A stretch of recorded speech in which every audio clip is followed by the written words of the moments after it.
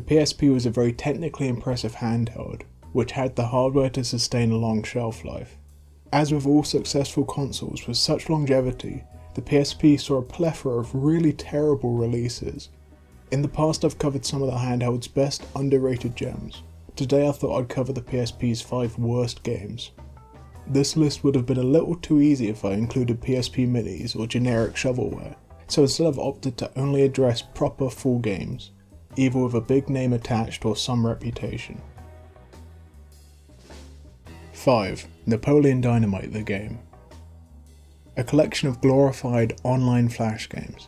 Though not stretching the PSP at all, their effort to realise an arts and craft aesthetic is admirable and aiding keeping this from a worse spot on the list, but there's just nothing here. These are very easy and simplistic mini-games featuring recognisable characters from the movie. According to the Wikipedia article, there are 30 mini-games, which could be construed as a positive, though it's more so reflective of how insubstantial each game is individually, and it's not really building towards anything. There's no greater purpose or significant framing device. These are just games for the sake of promoting the movie. A movie which came out 3 years prior, which really brings into question why this game was even produced.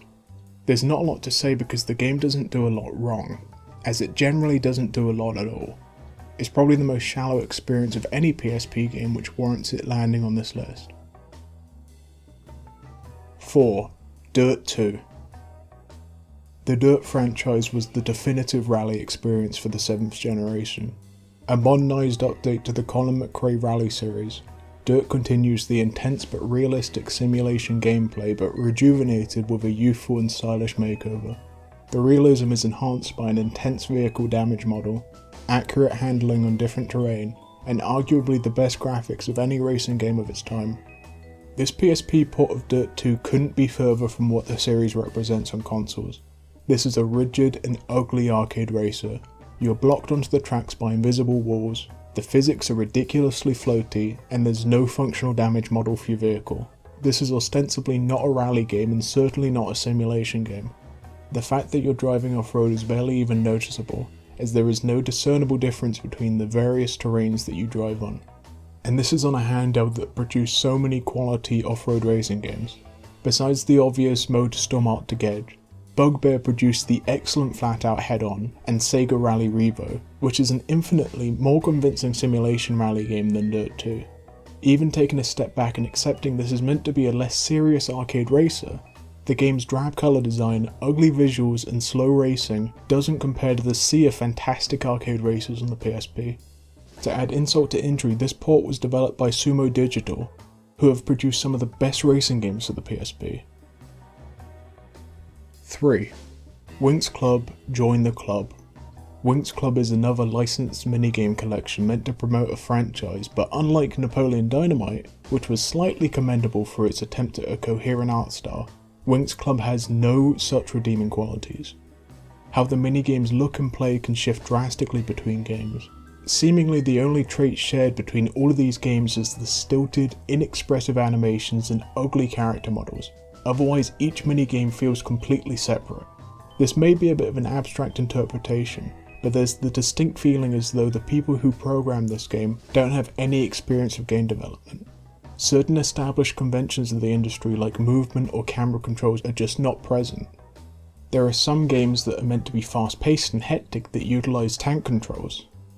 There are some games that seem impossible to fail, whereas others that are incomprehensibly difficult. There are some elements of the game's design that are just backwards, things that go beyond the game just being cheap and rushed, but genuine conscious decisions that go against conventions of game design that have been established for decades. It's as though the game was developed but never played. It was just rushed to store shelves without any quality control. Consequently, the game is very buggy, difficulty is incredibly inconsistent. Overall, there's no drive or purpose to the game. Even basic stuff like audio mixing is completely dreadful. Playing this for 5 minutes and its flaws are immediately apparent. It's not only shocking that this game would be released, but that Konami would willingly put their logo at the beginning. 2. Peter Jackson's King Kong, the official game of the movie, besides having the dumbest name of any game ever released. I mean, just look at it. Just soak it in. A few videos back I covered PS1 hidden gems, and discussed the first ever first-person shooter to utilise polygonal graphics released for a console, Jumping Flash. And without even a hint of irony, I think it looks better than this licensed game from Ubisoft released 10 years later. King Kong for the PSP is an embarrassment. Muddy textures, low polygon level and enemy design, boring and repetitive levels, probably the ugliest art direction of any game I've ever seen. I'm only showing footage from the start of the game, but I promise you that the game never moves past this dreary, muted aesthetic. It feels as though the entire game takes place in a dark and uncomfortable cave. And it's ironic that a game this dark and gloomy doesn't feature any lighting effects. Enemies don't even cast a shadow beneath them. You can set your spear weapon on fire, but it doesn't emit light. The game honestly looks like a fan-made Quake mod that hasn't been completed, like a first-time amateur developer worked in it for a day and just gave up when we got King Kong for the PSP. And the game plays horribly. The finicky controls would be aggravating on their own, but they're intensified by the incredibly low-key lighting and fast enemy movement, which makes hitting your target nearly impossible. The King Kong sections are barely functional.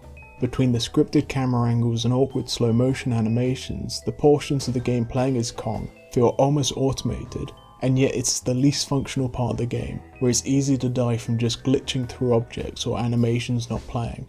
This is bar none the worst looking game for the PSP, and the disgusting visuals are in service to very monotonous and dysfunctional gameplay. GameZone said that the game does not fail to bring us all the visual beauty of the console version, and the game has a higher Metacritic rating than Lord of Arcana and Gangs of London, which I have previously covered in PSP hidden gem videos. So what do I know? Honestly, I think the footage speaks for itself. And number 1, Dead or Alive Paradise. I'd always assumed the backlash against this game was as a result of some type of prudishness or moral outcry, but playing it a couple years back I realised Dead or Alive Paradise was actually just the worst game on the PSP, with literally no redeeming qualities. To get the most apparent selling point out of the way, this game has no sex appeal. The PSP was technically outstanding for the time, but it's hard to get off to a game playing in 480 by 270 on a 3.8 inch screen with no anti-aliasing. The jiggle physics the beach volleyball series is renowned for are actually pre-baked animations that look almost comical. All of the girls have the exact same body type and no personality. Even the photography is poorly handled. The controls are restrictive and cumbersome. The mode feels like a chore to play through due to how unintuitive it is to control, and frankly, how not erotic it is with the ridiculous jiggle physics and low polygon and poorly textured character models. And that doesn't even compare to how poorly rendered the backgrounds are. For a game built around the gimmick of living out a tropical island fantasy, the actual locations are distractingly low resolution and laughably ugly. And so far, mainly what I've discussed is how ugly the game looks because there's hardly any game to speak of.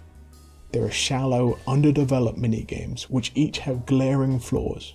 The casino is blatantly rigged and contradicts the whole premise of this being a game to oogle at women. The dating sim aspect of the game boils down to just buying the girls items that they tell you they want. Both of the swimming pool games, the hopping and butt battles, are boring timed button inputs with no substantial or tactical approach to gameplay. The main mode of the game is the beach volleyball, and it's easily the worst thing the game has to offer. It almost defies explanation. Imagine an on-rails sports game and that is how this plays. Your character seemingly moves independently of your control. You're always dependent on the performance of your CPU control partner, and everything plays out almost in slow motion. There's not a single game mode that is even executed competently. Everything the game tries, it fails miserably.